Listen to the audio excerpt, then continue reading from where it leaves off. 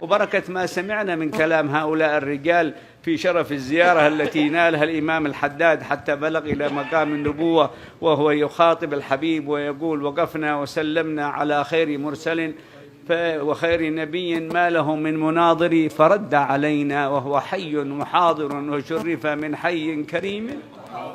من بيبلغ هذه الرتبة الكبيرة، من بيبلغ هذه الرتبة الكبيرة ولا بيقولوا ما هو معقول؟ هذا حرمان كبير أصاب الأمة. انتبهوا يا أخواني وأولادي وأخواننا وكبارنا وصغارنا، هؤلاء الرجال لا يعرفون الكذب ولا يتحدثون به.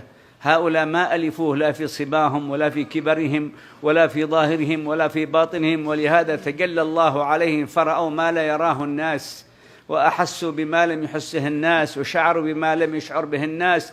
وما أعجب العقل الإنساني عندما يتحدى ربه في عطائه لولي، أو عطائه لنبي، أو عطائه لمقرب، أو عطائه لمحبب، أو عطائه لصادق، أو عطائه لمحبوب، أو عطائه لمخطوب. من أنت أيها المسلم تعترض ثم تستشكل وتضع علامة استفهام على رجال الله وأولياء الله؟ من أنا ومن أنت؟